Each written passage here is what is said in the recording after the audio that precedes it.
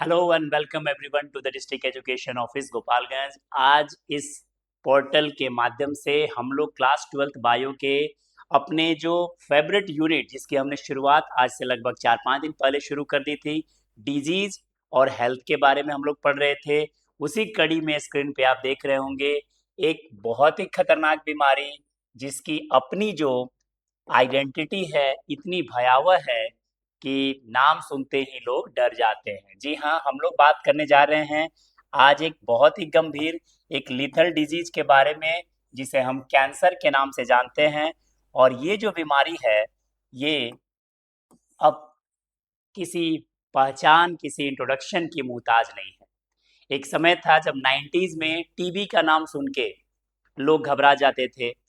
थोड़ा और आगे बढ़े, 2000 के जब हम लोग सन में अपना एंट्री किए तो हम लोग 90s 87-90 में फैली हुई बीमारी जिसे आप एड्स के नाम से जानते थे वो भी अब ग्लोबल हो चुकी थी।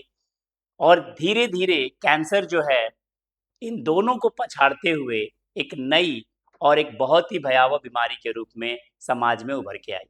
तो आज के क्लास में हम लोग कैंसर क्लास 12th बायो के हिसाब से अपने सिलेबस को भी कवर करेंगे और एक जनरल अवेयरनेस भी हम बिल्ड करने की कोशिश करेंगे कि कैसे इस प्रकार के बीमारियों से हम अपने को बचा के रख सकें। तो जैसा कि नाम से ही लग रहा है, कैंसर एक कोशिकीय ब्लूप्रिंट का टूटना है। आम तौर पे लोग पूछते हैं, जनरली लोगों की ये बहुत जिज्ञासा रहती है जानने की कि कैंसर जो बीमारी है ये होता क्यों है और किसको कैंसर हो सकता है।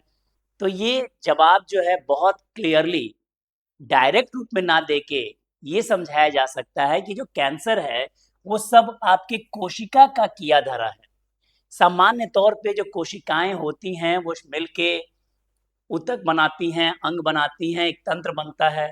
लेकिन जब हमारे शरीर की जो कोशिकाएं हैं, दो शब्द याद रखिएगा, जब अनियंत्रित हो जाती हैं यानी अनकंट्रोल हो जाती हैं और एबनॉर्मल हो जाती हैं, तो उस कंडीशन में हम जो बीमारी अपने अंदर विकसित करते हैं उसी को हम कैंसर कहते हैं।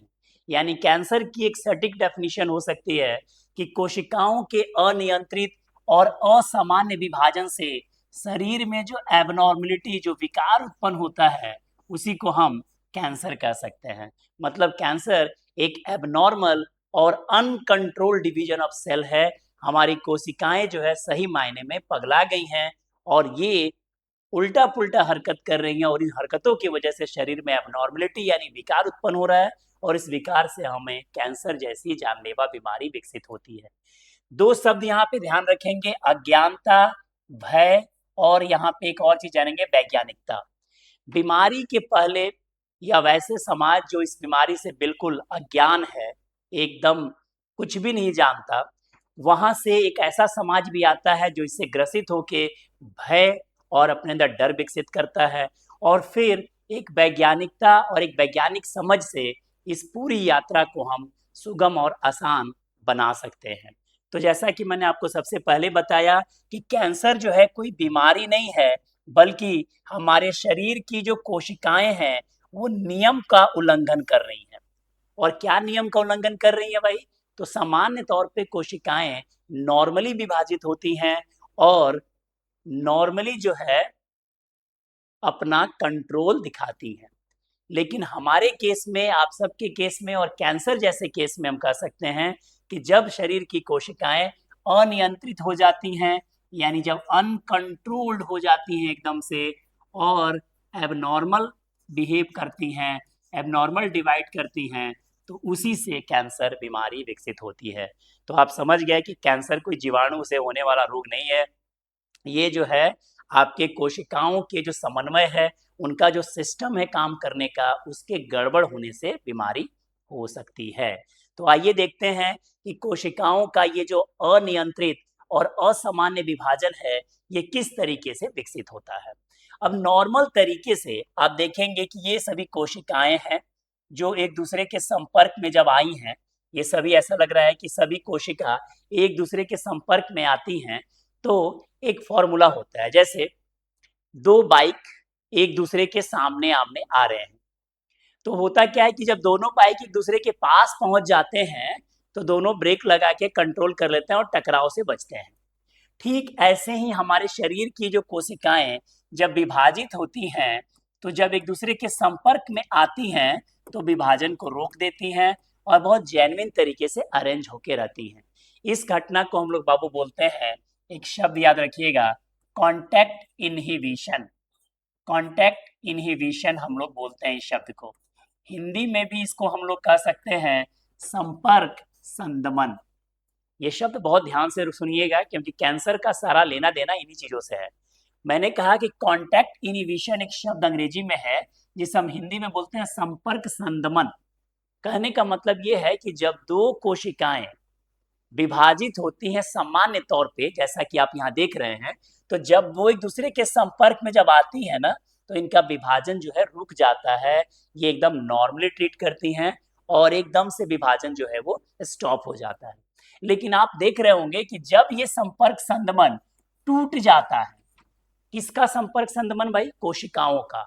कोशिकाओं का जब कॉन्टैक्ट इनहिबिशन लॉस हो जाता है, क्षति हो जाती है, टूट जाता है, तब क्या होता है, ये कोशिकाएं एक दूसरे के संपर्क में आने के बाद भी विभाजन को रोक नहीं रही है और इससे क्या हो रहा है कि शरीर में एबनॉर्मल कोशिका का ऐसे विभाजन हो रहा है। देखिए यहाँ पे कोशिकाएं कितनी व्यवस्थित, कितनी अरेंज्ड हैं। और यहाँ पे आप देख रहे होंगे कि एक कोशिकाओं का एक गुच्छा ढेर विकसित हो गया। और ये विकसित क्यों हो गया? क्योंकि कॉन्टैक्ट इनहिबिशन की क्षति हो गई।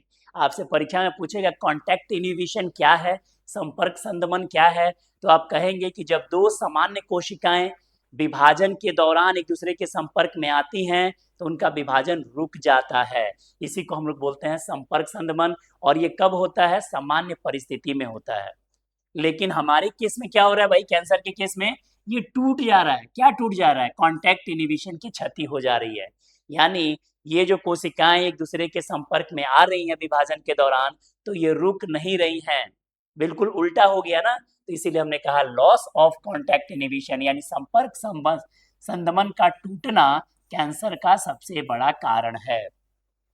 क्योंकि सामान्य कोशिकाएं सामान्य तरीके से विभाजित होती हैं और जब एक दूसरे के संपर्क में आती हैं तो विभाजन रुक जाता है।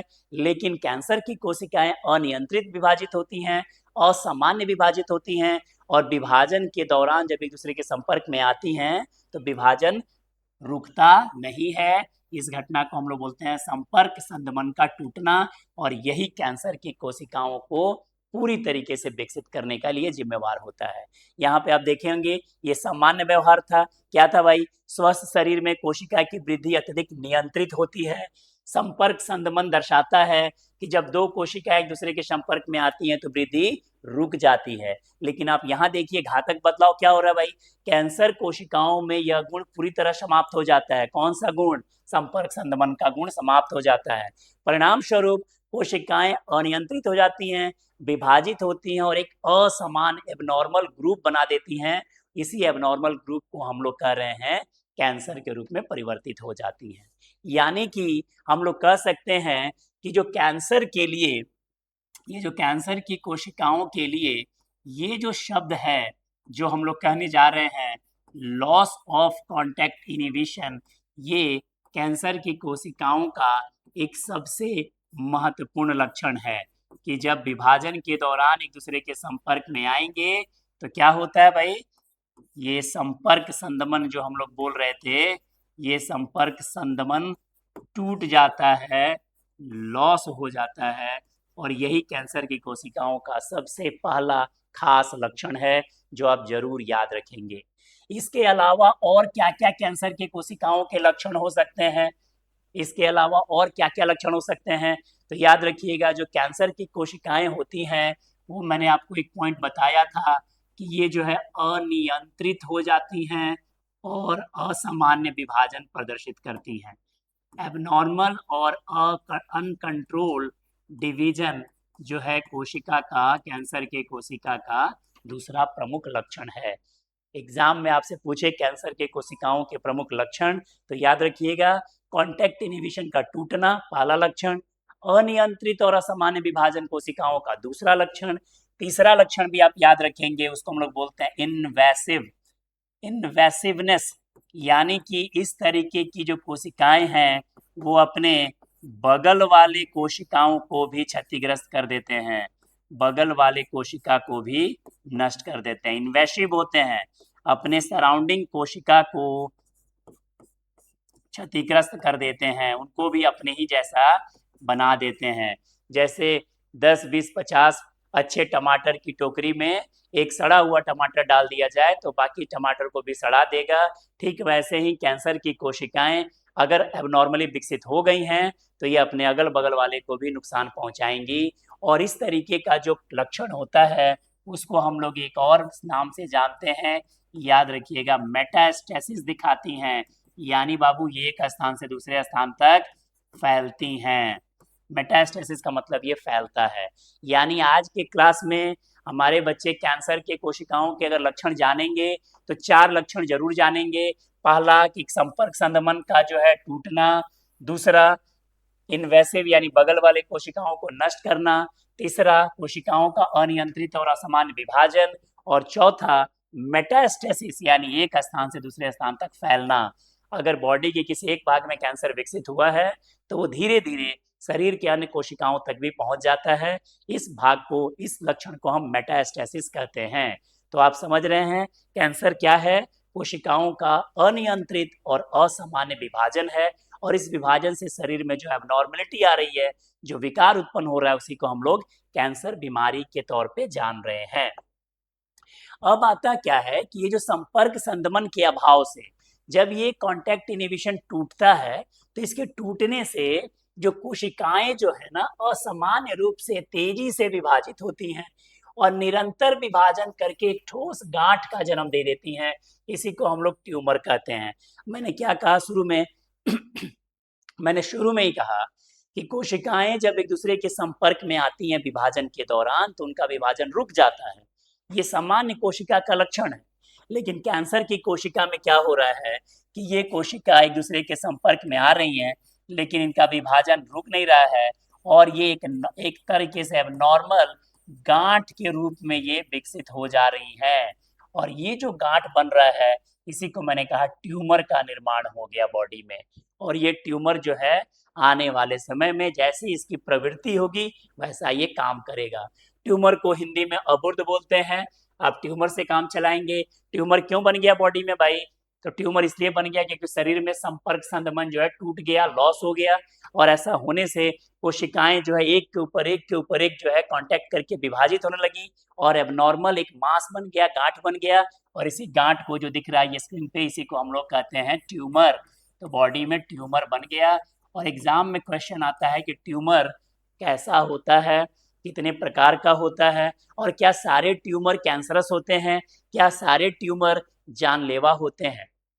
आप नोटिस करेंगे, आप अपने बॉडी पार्ट्स में देखेंगे कभी कभी कुछ ऐसे उभार डेवलप हो जाते हैं, गांठ बन जाती है बॉडी के किसी पार्ट्स में। जैसे लड़कियों के लिए, बच्चियों के लिए कहें तो ब्रेस्ट में गांठ बन जाना ब्रेस्ट कैंसर का एक बहुत बड़ा लक्षण हो सकता है। उसी तरीके से और भी बॉडी के पार्ट्स में गांठ बन जाते हैं। तो यहाँ पे आपको अवेयरनेस ये रखना है, जागरूकता ये रखना है कि क्या ये जो गांठ होते हैं ये 100% कैंसरस होते हैं, क्या ये कैंसर कर ही देते हैं। इसको समझने के लिए हम लोग अगले स्लाइड में आते हैं और देखते हैं कि ये जो गांठ होते हैं वो 2 प्रकार के होते हैं। एक को बोलते हैं बेनाइन ट्यूमर और दूसरे को बोलते हैं मैलिग्नेंट ट्यूमर। जी हाँ, सभी ट्यूमर कैंसरस नहीं होते हैं। अगर बॉडी में कहीं पे भी गांठ है तो इसका मतलब ये नहीं कि बॉडी में कैंसर बन गया। ट्यूमर जो है कैंसरस ट्यूमर और नॉन कैंसरस ट्यूमर की प्रवृत्ति के आधार पर समझे तो 2 तरीके का ट्यूमर होता है। एक को हम लोग बोलते हैं बेनाइन ट्यूमर और एक को बोलते हैं मैलिग्नेंट ट्यूमर। और एग्जाम में ये क्वेश्चन आता है कि बेनाइन और मैलिग्नेंट ट्यूमर के बीच में अंतर को बताइए। तो बेनाइन ट्यूमर क्या होता है? ये एक स्थान पे सीमित रहता है। मान लो बॉडी में कहीं पे ये ट्यूमर बन गया तो जहां पे है वहीं पे बना हुआ है, अपनी जगह पे फिक्स है, इधर उधर मूव नहीं करता। बेनाइन ट्यूमर की पहली प्रवृत्ति। जबकि मैलिग्नेंट ट्यूमर जो है रक्त के माध्यम से शरीर के अन्य भागों तक फैलता है, यानी मेटास्टेसिस दिखाता है बाबू। बेनाइन ट्यूमर क्या बोल रहे हैं? एक स्थान पे केंद्रित है। लेकिन मैलिग्नेंट ट्यूमर क्या हो रहा है भाई? फैलने वाला है। ये बॉडी में एक ब्लड वेसल्स में ब्लड के माध्यम से एक जगह से दूसरी जगह पे मूव कर रहा है, फैल रहा है। दूसरा लक्षण क्या है भाई, इसकी जो वृद्धि होती है ना बहुत धीमी होती है। अगर बेनाइन ट्यूमर बॉडी में डेवलप हो गया तो वो डिवाइड होके छोटा और छोटा बड़ा बड़ा होने में टाइम लगता है। ऐसा नहीं कि एकदम से ट्यूमर बन गया बहुत विशाल हो गया, ये बहुत धीमे धीमे बड़ी स्लोली डेवलप होता है। लेकिन मेलाग्नेंट ट्यूमर जो है वो बेहद तेजी से एकदम अनियंत्रित रूप से ये ट्यूमर जो है इस तरीके से एकदम अनियंत्रित रूप से ये डेवलप होते हैं और एक बड़ा मास बहुत जल्दी डेवलप कर लेते हैं।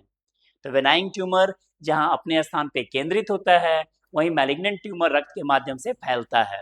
वेनाइन ट्यूमर में जहां ट्यूमर की वृद्धि जो है धीरे धीरे होती है, वहीं मैलिग्नेंट ट्यूमर जो है एकदम अनियंत्रित हो जाता है, बेकाबू हो जाता है, एकदम पगला जाता है और बहुत तेजी से जो है वो विकसित हो जाता है। बेनाइन ट्यूमर की बात ये होती है कि वो जहाँ पे है, जिस बॉडी के जिस भाग पे बेनाइन ट्यूमर है, वो अपनी सीमा समझता है, ये बाउंड्री हो गया, इसी में जो है अंदर बैठा हुआ है, ज्यादा इधर उधर ताक झांक करने बॉडी के किसी और भाग में नहीं जा रहा है। मतलब जहाँ पे है एज इट इज है, आकार धीरे धीरे बड़ी जरूर बढ़ रही है, पर वो बहुत ज्यादा अपनी सीमाओं का उल्लंघन नहीं करता कि आज यहाँ है तो कल वहां चले जाए, ऐसा नहीं करता। लेकिन मैलिग्नेंट ट्यूमर की कोई स्पष्ट सीमा नहीं है, देख ही रहे हैं वो एकदम पागल होके एकदम बेकाबू होके विभाजित करता है, अनियंत्रित होके विभाजित करता है, तो ये सीमा से बाहर हो जाता है। और यही वजह है कि ये बहुत आसानी से बहुत कम समय में ऊतकों को क्षतिग्रस्त करना शुरू करता है और आक्रमण करता है। अगर हम नुकसान की बात करें तो बेनाइन ट्यूमर कम नुकसानदेह होता है। अगर बहुत बड़े आकार का बेनाइन ट्यूमर हो गया, किसी किसी में तो बेनाइन ट्यूमर एकदम से समझिए कि फुटबॉल के आकार का हो जाता है, छोटे साइज का बॉल के आकार का हो जाता है, तो एक नॉर्मल सर्जरी से भी इसको निकाल सकते हैं। नहीं भी निकालेंगे तो जहाँ पे है वहां पे वो बना रहेगा।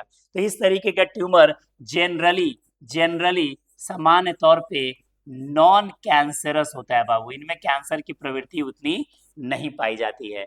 लेकिन मैलिग्नेंट ट्यूमर याद रखिएगा, एम से मैलिग्नेंट ट्यूमर और एम से मेटास्टेसिस और हिंदी में एम से याद रखिएगा मौत। तो मौत कराने का कारण जो है मेटास्टेसिस है, और ये मेटास्टेसिस कौन सा ट्यूमर से हो रहा है भाई, मैलिग्नेंट ट्यूमर से हो रहा है। तो अब निश्चित तौर पे जानेंगे कि सभी ट्यूमर जो है वो कैंसर नहीं करते हैं, सारे ट्यूमर कैंसर नहीं करते हैं, कुछ ट्यूमर जो है कैंसर करते हैं। और जो ट्यूमर कैंसरस होते हैं, हाईली कैंसरस होते हैं, उसको हम लोग मैलिग्नेंट ट्यूमर बोलते हैं। मैलिग्नेंट ट्यूमर को हम लोग बोल सकते हैं ये हाईली कैंसरस होता है, और इसी से ज्यादा मात्रा में लोगों की मृत्यु भी होती है। तो अभी तक हम लोग समझ रहे हैं कि कैंसर क्या है, तो कोशिकाओं का अनियंत्रित और असामान्य विभाजन है। किसको हो सकता है, किसी को भी हो सकता है, किसी को भी हो सकता है, लेट एज में हो सकता है, अर्ली एज में हो सकता है, नहीं भी हो सकता है। तो इसका कोई एक डेफिनेट फॉर्मूला नहीं है कि किसको होगा और कब होगा। रही बात ट्यूमर की, तो सारे ट्यूमर भी कैंसर नहीं करते हैं, कुछ ट्यूमर ऐसे होते हैं जो अपनी जगह पे बिल्कुल फिक्स होते हैं, कम खतरनाक होते हैं, धीरे धीरे वृद्धि करते हैं और मेटास्टेसिस नहीं दिखाते हैं, वैसे ट्यूमर को हम लोग बेनाइन ट्यूमर बोलते हैं। और मैलिग्नेंट तो मैंने बताया ही कि एम से मैलिग्नेंट, एम से मेटास्टेसिस और एम से मौत, ये तीनों का आपस में बहुत गहरा कनेक्शन है।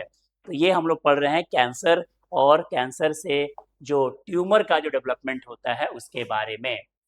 मेटास्टेसिस एग्जाम में कई बार पूछता है, मेटास्टेसिस क्या है, तो आप परिभाषा के तौर पे जानेंगे कि जो मैलिग्नेंट ट्यूमर होते हैं उनकी टेंडेंसी होती है कि वो एक स्थान से दूसरे स्थान पर रक्त के माध्यम से फैलते हैं, और ऐसे ट्यूमर जो होते हैं वो ज़्यादा खतरनाक होते हैं, जानलेवा होते हैं। कहानी क्या होती है कि प्राइमरी ट्यूमर के हिस्से जो है ना टूट कर अलग हो जाते हैं। मान लीजिए कहीं पे बॉडी में एक ट्यूमर बन गया इस तरीके का, अब ये प्राइमरी ट्यूमर जो है टूट के अलग हो गया, ये टूट के अलग हो गया, और ये टूटा हुआ पार्ट जो है वो ब्लड वेसल्स में फिर फ्लो होते हुए बहते हुए जाता है, और ये हमारे लिम्फ में पहुंच के अलग अलग टिश्यू, अलग अलग ऑर्गन तक जाके नए तरीके से ग्रोथ करता है डिवाइड करके, और इस तरीके से ये ट्यूमर वहां भी पहुंच जाता है। और याद रखने वाली बात यह है कि जो मैलिग्नेंट ट्यूमर है, मैंने पहले ही बोल दिया, एम से मैलिग्नेंट और एम से मौत, और ये भी कह दिया है कि ये बहुत ही डरावना गुण है जो कैंसर को एक जानलेवा बीमारी बनाता है। मेटास्टेसिस की वजह से ही कैंसर की जो कोशिकाएं होती हैं वो एक स्थान से दूसरे स्थान तक मूव कर जाती हैं, और यही वजह है कि धीरे धीरे बहुत सारे अंग जो हैं उस बीमारी के, कैंसर के चपेट में आ जाते हैं, और तब जाके लोगों को ये एहसास होना शुरू होता है कि उसके अंग जो है पहले की तरह प्रभावी नहीं है और शरीर में कुछ दिक्कतें होनी शुरू हो जाती हैं। क्या दिक्कतें शुरू होती हैं, आइए थोड़ा उसको भी नोटिस करते हैं। सबसे पहले समझते हैं कि उत्पत्ति के आधार पे कैंसर बॉडी में कहाँ डेवलप हुआ है, उस आधार पे कैंसर को हम लोग बहुत तरीके से बांट सकते हैं, लेकिन एनसीईआरटी के सिलेबस को ध्यान में रख के हमने बहुत छोटा सेक्शन रखा है। 3 तरह के कैंसर की ही बात कर रहे हैं। कैंसर के हजारों प्रकार हो सकते हैं। 3 प्रकार के जो कैंसर है वो है कार्सिनोमा कैंसर। याद रखिएगा, कार्सिनोमा कैंसर जो होता है वो हमारे उपकला यानी एपिथेलियल टिश्यू का कैंसर होता है। उपकला ऊतक मतलब क्या, हमारे कोई भी जो मेजर ऑर्गन है टिश्यू है उसके ऊपर जो लाइनिंग बनी है, कवरिंग बनी है, उसी को बोलते हैं एपिथेलियल टिश्यू। उस एपिथेलियल टिश्यू के कैंसर को हम लोग बोलते हैं कार्सिनोमा। और आप जानकारी के लिए रख लें, मैक्सिमम जो कैंसर होता है वो कार्सिनोमस नेचर का ही होता है। मोर देन 70% जो टोटल कैंसर जो डिटेक्ट होते हैं उसका 70% भाग कार्सिनोमा होता है। महिलाओं में ब्रेस्ट या स्तन का कैंसर, पुरुषों या महिलाओं में फेफड़ों का कैंसर, त्वचा का कैंसर, अग्नाशय का कैंसर, ये सभी उदाहरण हैं कुछ कार्सिनोमा कैंसर के। कार्सिनोमा में आपको जो मुख्य बात याद रखनी है वो 2 बात याद रखनी है। यह एपिथेलियल टिश्यू से संबंधित ऊतक होता है, कैंसर होता है, और मैक्सिमम 70% से ज़्यादा कैंसर जो है वो कार्सिनोमस नेचर का होता है। ब्रेस्ट कैंसर महिलाओं में और फेफड़ा का कैंसर पुरुष महिला दोनों में, विशेषकर वैसे लोगों को जो स्मोकिंग वगैरह ज़्यादा करते हैं उस केसेस में लंग्स कैंसर होना, ये सभी कार्सिनोमा के ही उदाहरण हैं। कार्सिनोमा कैंसर के बाद जो दूसरा कैंसर है उसको हम लोग बोलते हैं सार्कोमा। सार्कोमा कैंसर कई बार एग्जाम में आया है। हड्डी और मांसपेशियों से संबंधित जो कैंसर होता है उसे हम सार्कोमा कैंसर बोलते हैं। यह कैंसर जो है कनेक्टिव टिश्यू से उत्पन्न होता है, विशेषकर आपके अस्थि बोन में, उपास्थि यानी कार्टिलेज में। हड्डी और मांस से संबंधित जो कैंसर होता है उसी को हम लोग बोलते हैं सार्कोमा। जबकि उपकला ऊतकों से यानी एपिथेलियल टिश्यू से संबंधित जो कैंसर होता है उसे हम बोलते हैं कार्सिनोमा। एक और कैंसर होता है जिसे हम लोग ब्लड कैंसर बोलते हैं, इसे हम लोग ल्यूकेमिया बोलते हैं।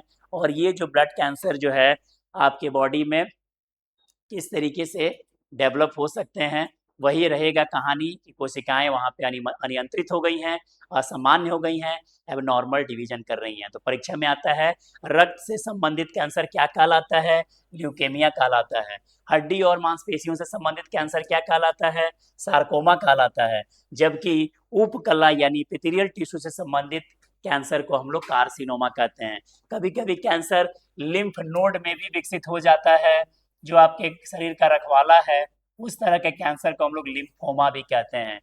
तो प्रतिरक्षा तंत्र से संबंधित कैंसर को हम लोग लिम्फोमा भी कह सकते हैं। तो इस प्रकार से हम लोग देखते हैं कि एनसीईआरटी में अवेयरनेस पर्पज से इन तमाम कैंसर के श्रेणियों की चर्चा की गई है।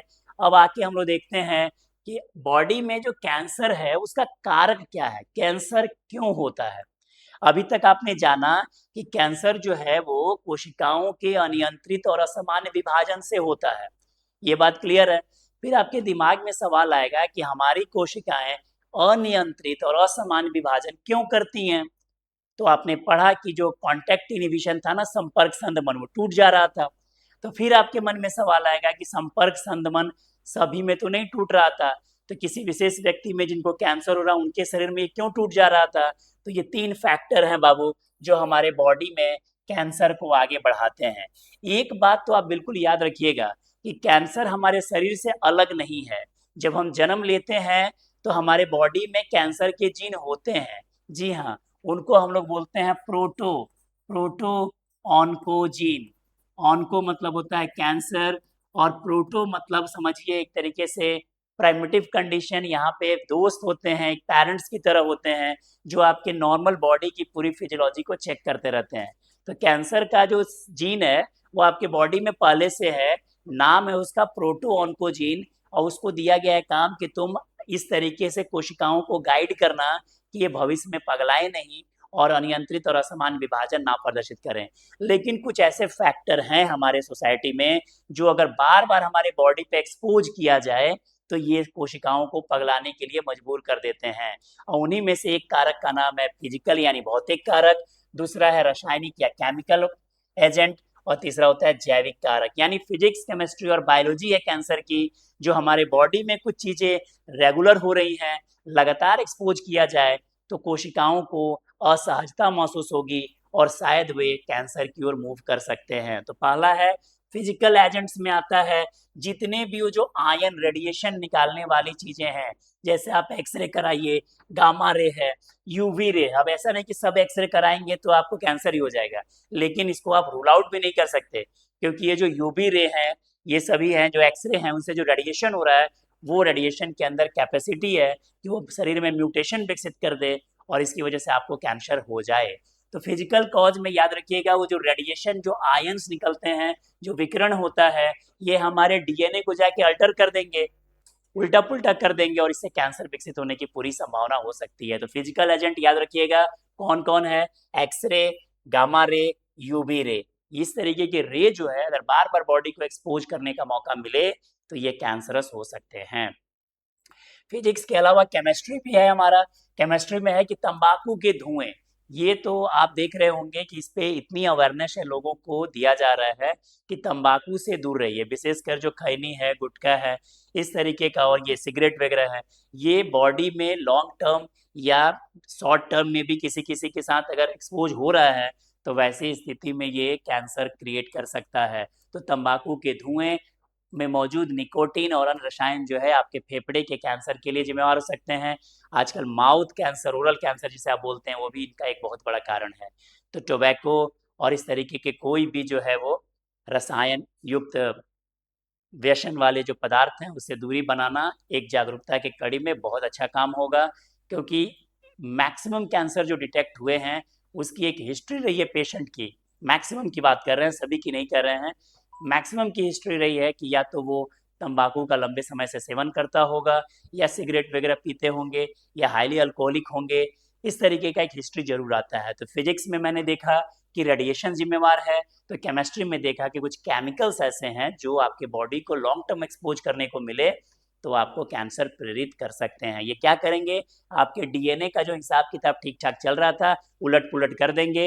इसी को हम लोग म्यूटेशन भी कहते हैं। सडन जेनेटिकल चेंज आ जाए, अचानक से आपके बॉडी में कोई ऐसा चेंज जो जीन को अल्टर कर दे, घुमा दे, तो बॉडी में कैंसर बन सकता है। तीसरा, बायोलॉजी भी इसके लिए जिम्मेवार है, कुछ जैविक कारक है।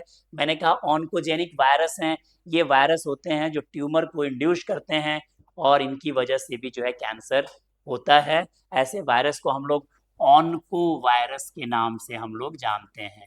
जहाँ पे भी ऑन्को शब्द आ जाएगा तो समझ जाइएगा कि यहाँ पे बात किसकी हो रही है, कैंसर की हो रही है। इसीलिए कैंसर से संबंधित विज्ञान के अध्ययन करने के लिए बायो में आपको एक ब्रांच बनाया गया है जिसे हम बोलते हैं ऑन्कोलॉजी। आप कभी किसी बड़े हॉस्पिटल में जाएंगे और वहाँ पे आपको कैंसर का डिपार्टमेंट खोजना हो तो आप देखेंगे डिपार्टमेंट ऑफ ऑन्कोलॉजी लिखा रहेगा। कैंसर के विज्ञान को हम लोग ऑन्कोलॉजी कहते हैं, और जो डॉक्टर इसका इलाज करते हैं निश्चित तौर पे उनको हम क्या कह देंगे, ऑन्कोलॉजिस्ट। ऑन्कोलॉजिस्ट वो होंगे जो कैंसर के डिजीज का ट्रीटमेंट करते हैं। तो कैंसर आपने देखा कोशिकाओं के अनियंत्रित और असामान्य विभाजन से शरीर में जो विकार उत्पन्न होता है वही कैंसर होता है, और ये विकार हमारे शरीर की कोशिकाओं के पगलाने की वजह से होता है, यानी एबनॉर्मल हरकत करने की वजह से होता है। और कोशिकाएं ये एबनॉर्मल हरकत कभी भी कर सकती हैं, किसी के साथ कर सकती हैं, किसी भी परिवार में जा सकती हैं और किसी भी उम्र में जा सकती हैं। तो ये एक ऐसी बीमारी है जहाँ पे अवेयरनेस आपको डेवलप करना है कि आप उन चीज़ों के साथ एक्सपोज ना हो जाएं जो कैंसर को प्रेरित करते हैं। जैसे आपने देखा पीछे कि कुछ फिजिकल एजेंट्स थे, कुछ केमिकल एजेंट्स थे और कुछ बायोलॉजिकल एजेंट्स थे जो कि बॉडी में कैंसर प्रेरित कर सकते हैं। अब कुछ ऐसी भी हिस्ट्री हो सकती है परिवार में लोगों को कैंसर होने की, तो माता पिता से विरासत में सिर्फ धन संपत्ति ही नहीं मिलता है, जीन में कुछ बीमारियां भी मिलती हैं। तो हो सकता है वहां से भी जीन के डिफेक्ट की वजह से फ्यूचर में उस पीढ़ी को कैंसर होने का दूसरे की तुलना में ज़्यादा चांसेस रहता है। तो ये सभी चीज़ें हम जागरूकता के संदर्भ में समझ रहे हैं और क्लास 12 के बोर्ड एग्जाम के क्वेश्चंस को सॉल्व करने के लिए भी समझ रहे हैं। अब आते हैं सवाल कि ये जो अनुवांशिक स्विच जो अभी मैं बोल रहा था कि विरासत में सिर्फ धन नहीं मिलता, बीमारियां भी मिलती हैं, उनका क्या कनेक्शन है भाई? तो कनेक्शन ये है कि सामान्य कोशिकाओं में कुछ विशेष जीन होते हैं जिन्हें सेलुलर ऑन्कोजीन कहते हैं। सेलुलर ऑन्कोजीन, या इन्हीं को हम प्रोटो ऑन्कोजीन कह रहे थे ना कि कैंसर अचानक से बॉडी में नहीं आया, वो हमारे साथ जुड़ा हुआ है, प्रोटो ऑन्कोजीन के रूप में है, इनएक्टिव है, निष्क्रिय है, और उसको कोशिश करनी है कि आपके बॉडी में कैंसर डेवलप ना होने दें। लेकिन क्या होता है बाबू, ये उत्परिवर्तन जिसे आप बोलते हो म्यूटेशन, अचानक से म्यूटेशन हो जाए। म्यूटेशन कुछ भी चीज़ से हो सकता है, मैंने बताया भौतिक हो सकता है, रासायनिक हो सकता है, जैविक हो सकता है। म्यूटेशन का मतलब होता है सडन जेनेटिकल चेंज हो जाए, अचानक से कुछ चेंजेस आ जाए। तो उस चेंज के होने से ये जो आपके जो कैंसर कारक प्रभाव के आने से ये जो प्रोटो ऑन्कोजीन जो थे ना, ये प्रोटो ऑन्कोजीन थे, ये ट्रांसफॉर्म होके बदल जाते हैं ऑन्कोजेनिक जीन में। और हो गया यहीं से आपका कहानी। ये प्रोटो ऑन्कोजीन था, एकदम देखिएगा शांत बैठा हुआ है, कुछ डिस्टर्ब नहीं कर रहा है। अचानक क्या हुआ, उत्परिवर्तन हो गया। उत्परिवर्तन का मतलब म्यूटेशन हो गया, थोड़ा सा चेंज हो गया। कुछ भी चेंज हो सकता है, कहीं पे भी चेंज हो सकता है, किसी सेल में हो सकता है। तो ये जो चेंज हो गया ना, इस चेंज ने इस पूरे डीएनए की कहानी को देखिए, इस पूरे के पूरे एक थोड़ा रेडनेस और एक भयावह पिक्चर के साथ बदल दिया। अब जो आपके जो ऑन्कोजीन जो शांत थे, ये ऑन्कोजीन अब सक्रिय हो गए हैं। मतलब पूरी तरीके से प्रोटो ऑन्कोजीन अब जो है ऑन्कोजीन में कन्वर्ट हो गया है। ठीक वैसे ही जैसे आप क्लास 10th 12th में पढ़ते हैं, तो आपके पेरेंट्स जो होते हैं आपको कंट्रोल करते हैं। ठीक है, पेरेंट्स जो है वो कंट्रोल करते हैं, आपको बताते हैं कि ये एक्टिविटी आपको करनी है, यहाँ नहीं जाना है, वहाँ नहीं जाना है। आपको रेगुलर मॉनिटरिंग करते हैं प्रॉपर, कि आप कहीं सिगरेट तो नहीं पी रहे हैं, आपके दोस्त कौन हैं। और धीरे धीरे धीरे धीरे फिर यही जो है गार्जियन शिपिंग यानी प्रोटो ऑन्कोजीन जो शांत स्थिति थी, ये चेंज हो जाएगी। तो फिर धीरे धीरे क्या होगा, आपके अंदर परिवर्तन आ गया, नया चेंज आ गया। कोई एक नया दोस्त आ गया जिसने आपको सिगरेट पीना सिखा दिया। अब उसके साथ आप गए, तो फिर हो गया भैया, ये सब चीज शांत रह जाएगा, पेरेंट्स दूर हो जाएंगे, वो आपको अच्छे नहीं लगेंगे। और नए वाले जो खराब वाले जो दोस्त हैं जो आपको बिगाड़ रहे हैं, उनका कंपनी आपको बहुत अच्छा लगेगा, और धीरे धीरे आप उसमें एक्सपोज हो जाएंगे। जैसे व्यवहार में ऐसा होता है, ठीक वैसे बीमारी के संदर्भ में भी ये बातें जुड़ती हैं। तो आप देख रहे होंगे कि प्रोटो ऑन्कोजीन जो है एक शांत अवस्था थी, और यही अवस्था अचानक आप बार बार एक ही बदमाशी करने लगे, तो कैंसरस फॉर्म में डेवलप हो गई, ट्रांसफॉर्म हो गई। कहते हैं कि जो जीभ जो है बार बार दांत से कटेगा, वो भी कैंसर कर सकता है। कभी कभी खाने पीने की या आपके जो दांत जो है कोई ऐसे नुकीले होते हैं जो आपके मसूड़ों को बार बार काटते हैं, वो भी कैंसरस हो सकता है। तो वजह तो कुछ भी हो सकता है, आपको बस अवेयरनेस के पर्पज से उन सभी एक्सपोजर्स को अपने को कंट्रोल करके रखना है। आगे देखते हैं कि अगर बॉडी में कैंसर डेवलप हो रहा है, तो शरीर में अचानक से कुछ नहीं होता, लक्षण आते हैं जिसको हम यूजुअली इग्नोर कर देते हैं। इस टॉपिक के माध्यम से आपको यही जागरूकता अपने लिए भी, परिवार के लिए भी और समाज के लिए भी विकसित करनी है कि अगर बॉडी में ऐसे कोई भी चेंजेस आ रहे हैं, तो उसको आप नॉर्मल ना लें, उसको निश्चित तौर पे इवैल्यूएशन और मॉनिटरिंग की तरफ एक बार जरूर जाए। क्या चेंजेस हो सकते हैं, शरीर में कोई ऐसा घाव है जो भर नहीं रहा है, हमेशा वो बना हुआ है, उसकी विकृति खत्म नहीं हो रही है। दूसरा, शरीर के हिस्से में किसी भी हिस्से में गांठ आपको अगर नोटिस आप करते हैं, तो वो आप जरूर जरूर उसको मॉनिटर करना चाहिए। मैंने अपने इस छोटे से जीवन में 2 4 5 लोगों को ऐसा देखा है जिन्होंने अपने गांठ को नोटिस किया, उन्होंने लोगों से शेयर किया, और 5 6 महीना के बाद पता चला कि वो गांठ जो है वो ट्यूमरस था, मैलिग्नेंट नेचर का था, और कैंसरस ग्रोथ था। कुछ लोगों की उसमें से डेथ भी हो गई। तो कहने का सेंस ये है कि शरीर के किसी भी हिस्से में होने वाला असामान्य गांठ कैंसरस हो सकता है, उसको एक बार इवैल्यूएशन जरूर कराएं। हो सकता है वो बेनाइन नेचर का हो, आपका कुछ ना बिगाड़े, लेकिन आप प्रॉपरली 100% श्योर हो जाएंगे कि जो ट्यूमर है वो कैंसरस नहीं है। ठीक वैसे ही बिना किसी स्पष्ट कारण के, ना आप कोई डाइट पे है, ना कोई आप फिजिकल एक्टिविटी कर रहे हैं, फिर भी आपका वजन जो है बार बार चेंज हो रहा है, कम हो रहा है, रेगुलर वेट आपका घटते जा रहा है, तो ये भी एक एक एक तरीके से इंडिकेटर हो सकता है जहाँ पे आप कैंसर को लेके सोचे या उससे बचने के बारे में कहीं डिस्कस करें। भोजन निगलने में लगातार कठिनाई, स्वेलमिंग ऑफ फूड, जो खाना हम खाते हैं चबाते हैं, निगलने में परेशानी आना, पेन होना, ये भी एक कैंसर के लक्षण हो सकते हैं। हालांकि मैंने बताया कि कैंसर के हजारों प्रकार हैं, और हर प्रकार में अलग अलग तरीके के सिम्टम्स होंगे, लेकिन कॉमन सिम्टम्स है कि वेट तो बहुत तेजी से नीचे जाएगा, और साथ ही साथ एबनॉर्मल ब्लीडिंग होगी बॉडी में, पेन होंगे जो आपको नोन नहीं है, कारण नहीं पता है क्यों हो रहा है, तो उन सभी चीज़ों को मॉनिटर करना चाहिए। ये बॉडी में कुछ कैंसर के सिम्टम्स हो सकते हैं। अब सवाल है कि अगर ऐसा कोई सिम्टम्स आ ही जाए, तो बॉडी के पास उपाय क्या है और आपके पास क्या उपाय है। तो अगर ऐसा कोई भी सिम्टम्स आप महसूस करते हैं, तो निश्चित तौर पे आप एक्सपर्ट से दिखाएंगे, और वहाँ पे कुछ चीज़ें आजकल के ज़माने में विकसित की गई हैं जिससे मॉनिटरिंग करके ये पता किया जा सकता है। सबसे खास और सबसे इम्पॉर्टेंट क्वेश्चन जो एग्जाम में बार बार आता है, पूछता है बायोप्सी क्या है। तो जब कोई डॉक्टर को ये संदेह हो जाए ट्रीटमेंट के दौरान कि आपके अंदर जो टिश्यू और ऑर्गन जो डेवलप है उसमें कुछ कैंसर के लक्षण हो सकते हैं, तो वो उस सैंपल को मॉनिटर करने के लिए भेज सकता है। तो ऊतकों के इस परीक्षण को हम लोग बायोप्सी कहते हैं। कैंसर के ऊतकों का जब हम परीक्षण करते हैं तो इस घटना को हम लोग बायोप्सी कहते हैं, और ये कई बार एग्जाम में क्वेश्चन आ गया है। हालांकि कोई भी पेशेंट की डायरेक्ट बायोप्सी नहीं की जाती है, शुरुआत नॉर्मल लेवल से हो जाती है, जहाँ पे अपने पास ब्लड टेस्ट करना, एंटीबॉडी की पहचान करना, ऐसे छोटे छोटे कुछ टेस्ट कराए जाते हैं। अगर ब्लड में उस एंटीबॉडी का एलिवेशन है, बहुत ज़्यादा बढ़ा हुआ है, तो डॉक्टर थोड़ा आगे जाएगा और बोलेगा अपना एक्सरे कराइए, 3D इमेजिंग में CT स्कैन कराइए और MRI जैसी चीज़ें कराइए। पहले पहले इनिशियल लेवल पे यही डायग्नोसिस किया जाता है, ब्लड टेस्ट किया जाएगा, एंटीबॉडी चेक किया जाएगा, फिर CT वगैरह कराया जाएगा, MRI कराया जाएगा। 2 बार मैं देखा एग्जाम में आता है, CT स्कैन का फुल फॉर्म आया है एग्जाम में, जिसको हम लोग बोलते हैं कंप्यूटेड टोमोग्राफी। ये जरूर याद रखिएगा, CT स्कैन फुल फॉर्म होता है कंप्यूटेड टोमोग्राफी, और MRI को हम लोग बोलते हैं मैग्नेटिक रेजोनेंस इमेजिंग। तो ये 2 फुल फॉर्म याद रखिएगा, MRI और CT स्कैन को लेके। तो ये दोनों जो है एक इम्पॉर्टेंट टूल्स है, जिसे हम बॉडी के ऑर्गन को बाहर से तो नहीं देख सकते, तो समझिए कि ऑर्गन है ये, तो इसको हमने जूम करके देखा इस एंगल से कि उसके सराउंडिंग में टिश्यू का क्या पोजीशन है, लिम्फ का क्या कंडीशन है, किस तरीके से वो डेवलप हो रहा है, क्या वहाँ पे कोई कैंसर के टिश्यू तो डेवलप नहीं हो रहे हैं। अगर ये सभी रिपोर्ट्स इंडिकेट करते हैं कि हाँ कैंसरस जैसा लग रहा है कुछ, तभी डॉक्टर बायोप्सी के कंफर्मेशन के लिए कहता है। बायोप्सी करने का मतलब ये नहीं कि कैंसर हो गया है, कैंसर के संदेह विकसित हुआ है, और जब ये बायोप्सी का रिपोर्ट आ जाता है पॉजिटिव या नेगेटिव, तो 100% कंफर्म हो जाता है कि या तो पेशेंट को कैंसर है या नहीं है।